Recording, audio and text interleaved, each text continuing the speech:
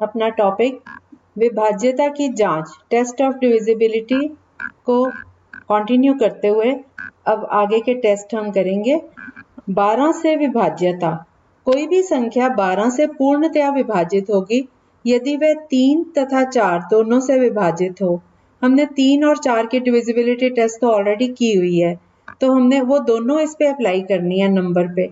जैसे मान लो हम कोई नंबर लेते हैं 61,788 61788। ये जो नंबर है ये 3 से भी विभाजित होता है और 4 से भी विभाजित होता है। तो 3 गुना 4 12, तो ये पूरा नंबर जो है वो 12 से भी विभाजित होगा। एक और नंबर ले लेते हैं 48, छोटा सा नंबर। अब 48 3 से भी डिवाइड हो जाता है और 4 से भी डिवाइड हो जाता है, तो इसका मतलब 48 जो है वो 12 से भी विभाजित होगा। अगला नंबर 13, 13 से विभाज्यता। कोई भी संख्या 13 से पूर्णतया विभाजित होगी जब संख्या के अंतिम अंक को 4 से गुना करके शेष अंकों से बनी संख्या में जोड़ा जाए और इससे प्राप्त योगफल 13 से विभाजित हो। जैसे कि हम एक नंबर लेते हैं 689 689। इसमें जो अंतिम अंक है वो 9 है, इकाई की जगह पे जो अंक है वो 9 है। अब 9 को 4 से गुना करें, 9 गुना 4 होता है 36। 36 को पहले 2 डिजिट्स जो हैं संख्या के 68 उसमें ऐड कर दो, जमा कर दो, तो 68 जमा 36 ये बन गया 104।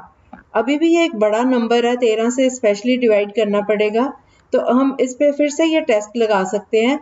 अब 104 हमारे पास नंबर है, तो इसका जो आखिरी डिजिट है इकाई वाला वो है 4। 4 को 4 से गुना करें 16, 16 को पहले 2 डिजिट्स 10 में ऐड कर दो, तो 10 जमा 16 ये बन गया 26। 26 13 से डिवाइड हो जाता है, 13 गुना 2 26 होता है। तो हम यहाँ तक पहुंच गए, तो अब हमें ये पता चल गया कि पूरा नंबर जो है वो 13 से विभाजित होगा। हमें एक्चुअल में डिवाइड करके नहीं देखना पड़ेगा, ये टेस्ट अप्लाई करेंगे तो हमें फटाफट पता चल जाएगा कि ये नंबर 13 से विभाजित होता है। ये तो अभी हम छोटा नंबर ले रहे हैं, अगर हम कोई बड़ा नंबर लेंगे उसको कैलकुलेशन करने में ज्यादा टाइम लगता है, तो ये टेस्ट लगा के हम जल्दी से आंसर पता कर लेते हैं। अगला नंबर 14, 14 से विभाज्यता।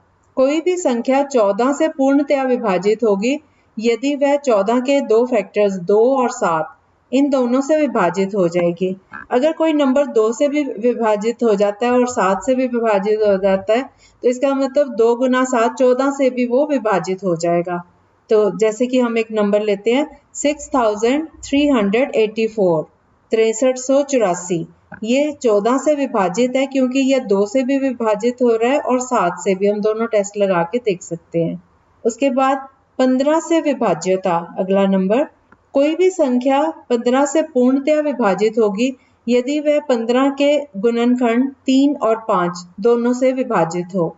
जैसे कि कोई नंबर लेते हैं 3,23,505, 3,23,505।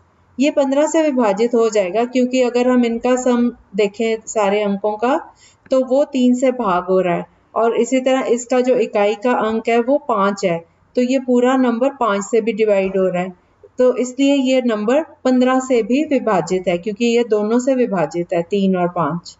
अगला नंबर लेंगे हम 17, 17 से विभाज्यता। कोई भी संख्या 17 नंबर से पूर्णतया विभाजित होगी जब उसकी अंतिम संख्या को 5 से गुना करके शेष अंकों से बनी संख्या में से घटाया जाए और इससे प्राप्त शेषफल 17 से विभाजित हो जाए। जैसे कि एक नंबर छोटा सा लेते हैं हम 731, 731। इसका अंतिम अंक जो है वो 1 है, इकाई के स्थान पर जो अंक है वो 1, नंबर 1 है। अब 1 को 5 से गुना करें तो 1 गुना 5 5 हो गया। 5 को पहले 2 डिजिट्स 73 में से माइनस कर दो तो हमारा आंसर आ गया 68। अब 68 हमें पता है कि ये 17 से भाग हो जाता है क्योंकि 17 गुना 4 68, तो ये जो संख्या है 731 ये 17 से विभाजित होगी। अगला नंबर 18, 18 से विभाज्यता। कोई भी संख्या 18 से पूर्णतया विभाजित होगी यदि वह 2 तथा 9 दोनों से विभाजित हो, क्योंकि 18 के गुणनखंड 2 गुना 3 है, लेकिन हमें 9 का भी पता है, फॉर्मूला पता है हमें कि 9 से विभाजित होता है या नहीं। तो हम ये दो फैक्टर्स ले लेते हैं, 2 और 9। तो 18 के केस में कोई भी नंबर लेंगे, उसको 2 से उसका 2 का टेस्ट लगाएंगे और 9 का टेस्ट लगाएंगे, तो हमें पता चल जाएगा कि ये नंबर 18 से भाग हो रहा है या नहीं। फॉर एग्जाम्पल हम एक नंबर लेते हैं 3,86,514, 3,86,514। ये 18 से विभाजित होता है क्योंकि ये 2 से भी विभाजित हो रहा है, और अगर हम इनके अंकों का टोटल करें तो वो 9 से भी विभाजित है, इसलिए ये वाला नंबर 18 से विभाजित है। और लास्ट में एक नंबर आ रहा है 25, 25 से विभाज्य था। कोई भी संख्या 25 से पूर्णतया विभाजित होगी जब उसके अंतिम 2 अंकों से बनी संख्या भी 25 से विभाजित हो। अब 5 के केस में था 5 से विभाजित होती है अगर आखिरी वाला जो डिजिट है वो 5 से डिवाइड होता है, 5 हो या 0। और 25 के केस में हम देखेंगे लास्ट के 2 डिजिट्स, अगर 2 डिजिट्स जो हैं वो 25 से विभाजित होते हैं तो ये पूरा नंबर ही 25 से विभाजित होगा। अब हम एग्जाम्पल के लिए लेते हैं 6,07,025 नंबर। इसमें लास्ट में 2 डिजिट हैं 25, 2 और 5, 25। तो ये 25 से डिवाइड हो ही जाता है, 25 गुना 1 25 होता है। तो इसका मतलब ये पूरा नंबर जो है वो 25 से विभाजित है। आशा करती हूँ कि आपको सारे जो टेस्ट ऑफ डिविजिबिलिटी हैं सारे क्लियर हो गए होंगे।